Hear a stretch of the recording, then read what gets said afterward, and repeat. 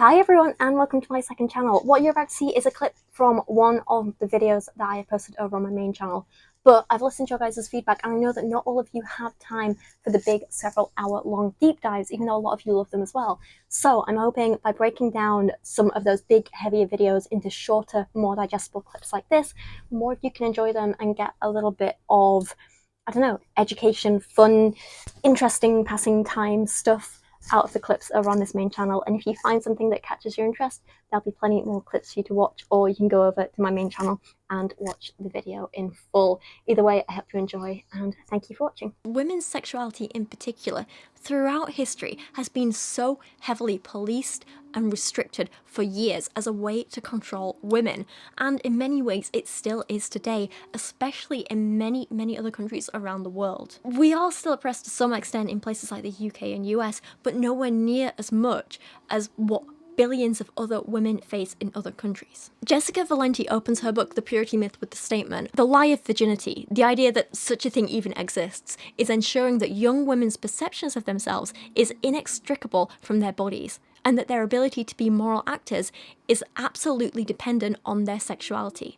It's time to teach our daughters that their ability to be good people depends on their being good people, not on whether or not they're sexually active." Once we start to acknowledge that virginity is a social construct and not some objective thing, it allows us to stop letting it define our identity or our value. It allows us to have a healthy relationship with our bodies, our sexualities, and our relationships with other people, and it allows us to define these things on our own terms and not on other people's. And like I said, it's really important to remember that this is an issue that affects women all over the world. To varying degrees, of course, some more than others. I actually spoke about this in quite a bit of depth in my video that's got a title like I'm Not a Feminist or something like that, which is literally about the importance of being an intersectional feminist. To kind of cover what I said briefly and show you some clips from that video, because I think the point's relevant here. Basically, these harmful myths that virginity is something objective, which should be controlled and can be tested in some way, is something which physically harms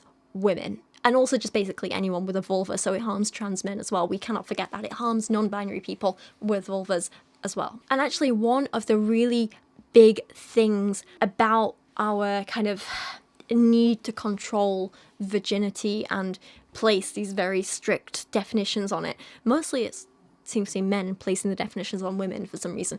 But one of the big problems with this that is often really overlooked is that it really feeds into the still ongoing problem with female genital mutilation all over the world. Take a look at some of these clips from my previous video on this topic, and I'm going to warn you now, difficult topic to listen to, but please do if you can, because it is so important. So many of the countries and cultures that have a tradition of child marriage also have a tradition of female genital mutilation, which may be one of the most barbaric practices I came across while researching this entire series of videos. And this is not something we can just sit back and silently ignore. Every year across the world, at least 3 million girls, usually between the ages of 4 and 16, have their genitals mutilated. There are currently estimated to be between 130 and 200 million women living with the consequence of this horrific procedure. These are not small numbers. This is not something that happens to a select few. This is a widespread issue. And despite being illegal in many places, there's not a country in the world where this does not still happen. This is a cultural tradition that's existed for thousands of years and is practiced by people of so many religions, including Christianity and Islam. It's not just a one culture thing, a one religion thing, a one country thing. This is widespread. This is huge. First up though, what is female genital mutilation? I would say the description given by the World Health Organization is probably the most comprehensive description of what it is, and there are 4 different types. Now, this is going to be difficult to listen to, but what I will say is, if this is something that has happened to you, I completely understand if you want to sit out this part of the video and not watch, because it's understandable, don't worry.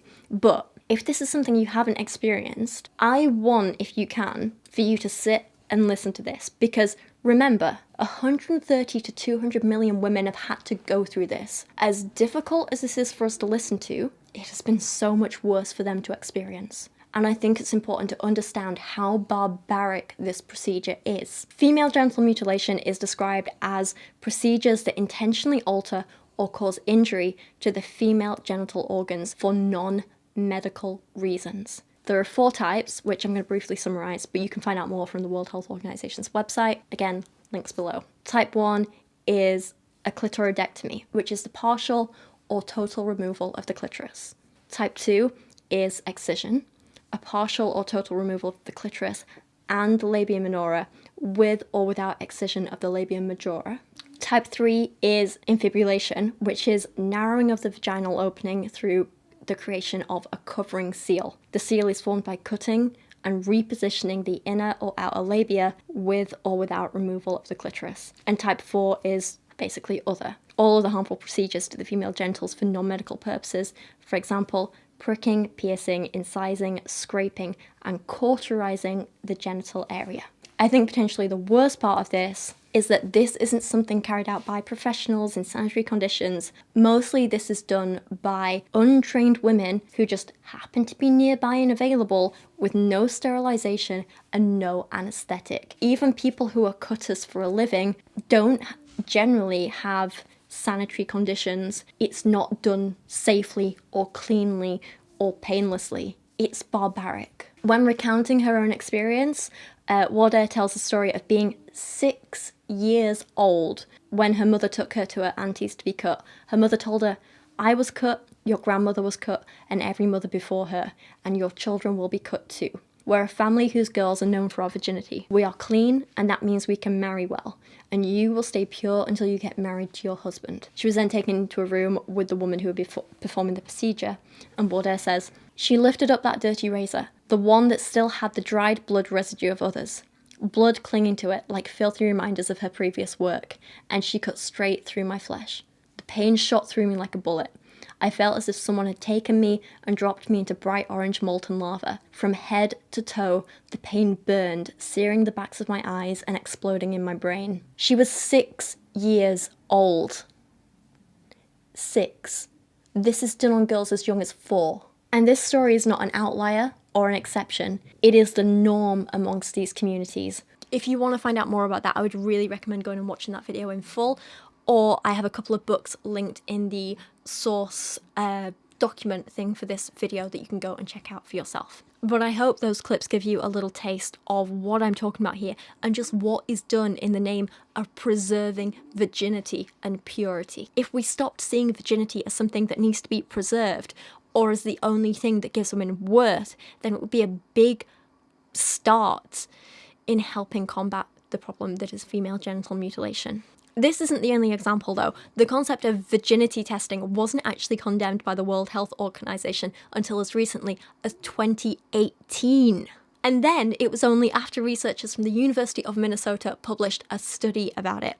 Kate Lister writes about this in her book, fantastic, really, really recommend it. It's called A Curious History of Sex. She writes, in 2017, researchers from the University of Minnesota, University of Minnesota, what is wrong with me today? It's late and I've got tired brain, that's what. Let's try this again, shall we? In 2017, researchers at the University of Minnesota published a systematic review of all available peer-reviewed research into the reliability of so-called virginity tests, where the hymen is examined as well as the impact on the person being examined. The team identified 1,269 studies. The evidence was summarized and assessed, and this was the conclusion. So this is basically Kate Lister quoting the study now. This review found that virginity examination, also known as two-finger hymen or per-vaginal examination, is not a useful clinical tool and can be physically, psychologically, and socially devastating to the examinee. From a human rights perspective, virginity testing is a form of gender discrimination as well as a violation of fundamental rights, and when carried out without consent, a form of sexual assault. Lister goes on to write, the following year in 2018, the World Health Organization, the United Nations Human Rights, and the United Nations Women issued a statement calling for the elimination of virginity testing, stating that virginity testing is a violation of the human rights of girls and women and can be detrimental to women and girls' physical, psychological, and social well-being. Again, this isn't the only issue though. Both Lister and Valenti write in their books about the popularity of purity balls, especially in countries like America, that celebrate virginity and innately tie a young girl's feelings of worth to her virginity. And of course, all the problems that come with that.